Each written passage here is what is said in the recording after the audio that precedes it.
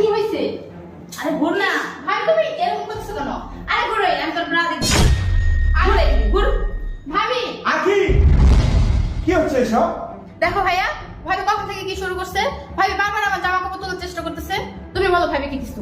এই, কি করতেছো তুমি? এটা কি করতেছো? এটা কোন ধরনের ভদ্রতা বলো আমাকে? এটা কোন ধরনের ভদ্রতা?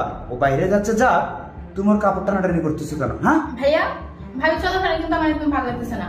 আমি কখন কি করি না করি সবকিছু দিকে ওই নজর রাখে।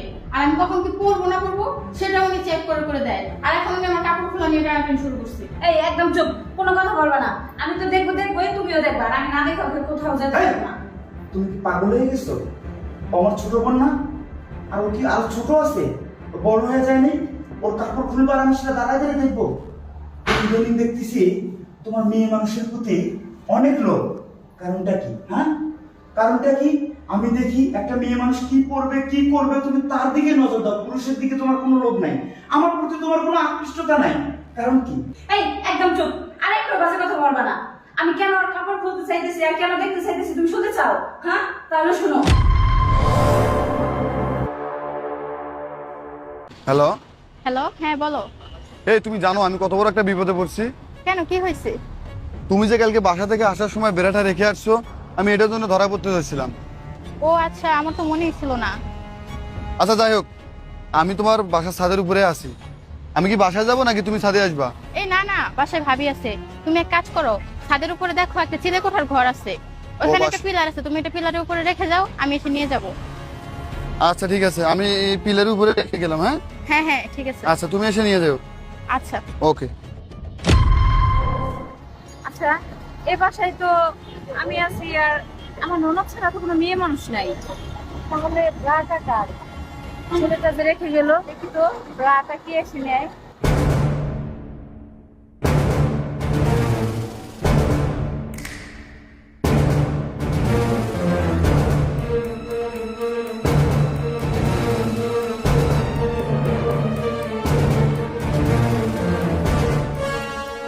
ও, তুই এত নিচে নেমে গেছিস? ঠিক আছে, তোর ব্যাপারটা আমি বাসায় যেয়ে দেখতেছি। এই, তুমি তোমার বোনকে জিজ্ঞেস করো তো গত 2 রাত কোথায় ছিল, বান্ধবীর বাসায় থাকার কথা বলে। জিজ্ঞেস করো। বৃষ্টি, তোর ভাবি যা বলছিস তা কি সত্যি? বল আমাকে, কথা কস না কেন? বল। হ্যাঁ ভাইয়া, ভাবি যা বলতেছে সব সত্যি। এই যে তুই গত 2 দিন যে বয়ফ্রেন্ডের সাথে ছিলি, এটা কি ঠিক করছো? যদি কোনো অঘটন ঘটে যেত তাহলে তোর ভাই তো আমাকে ধরতো, আর তুই তো আমার ছোট বোনের মতো। বল, আমি তোকে কম ভালোবাসি না।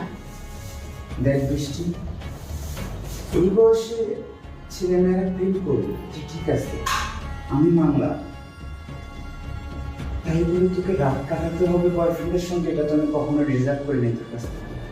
আমি তোকে ছোট থেকে বড় করলাম, লেখাপড়া শেখাচ্ছি, এটি করার জন্য, আমার সমাজে মাথা হিট করার জন্য, আমার সম্মান নষ্ট করার জন্য? তুই আমাকে বল, তুই যদি তাকে একান্তই ভালোবেসে থাকিস তুই আমাকে বলতিস যে ভাইয়া আমি একজনকে অনেক ভালোবাসি, আমি ওকে আমার লাইফ পার্টনার হিসেবে চাই, তারপরে তুই দেখতি আমি তাকে তোর কাছে এনে দেই কিনা, বিয়ে দেই কিনা। কিন্তু তুই যে কাজটা করলি, এটা কি তুই ঠিক করছিস? বল আমাকে, এখন আমি তোকে কি করতে পারি তুই বল, এটা কি ভালো করছিস? দেখো ভাইয়া, আমি বুঝতে পারিনি, আসলে আমি অনেক ভয় পেয়ে গেছিলাম, তাই জন্য আমি তোমাদেরকে বলার সাহস পাইনি। দেখো ভাইয়া, আমি ওকে অনেক ভালোবাসি, তোমরা একটা ব্যবস্থা করো, আমি ওকে ছাড়া বাঁচতে পারবো না। ঠিক আছে, এখন শোনো, তুমি ওর কাছ থেকে ওই ছেলের সমস্ত ডিটেলস জেনে নাও। আমরা আজকে সন্ধ্যের মধ্যেই বিয়ের প্রস্তাব নিয়ে আমরা ওর বাসায় যাও, যাও ওকে নিয়ে যাও। আচ্ছা ঠিক আছে, আমি ছেলের বাসাটা চিনি। তুমি চেনো? হ্যাঁ, ঠিকানা আছে আমার কাছে। তাহলে ঠিক আছে। চলো আমরা যাই। আচ্ছা সন্ধ্যায় যাও, তুমি ওকে নিয়ে যাও, আচ্ছা, ঠিক সন্ধ্যায় আমরা আছে, বিয়ের চলো। প্রস্তাব নিয়ে যাও। যা, তোর আজকে আর কোথাও বেরোতে হবে না।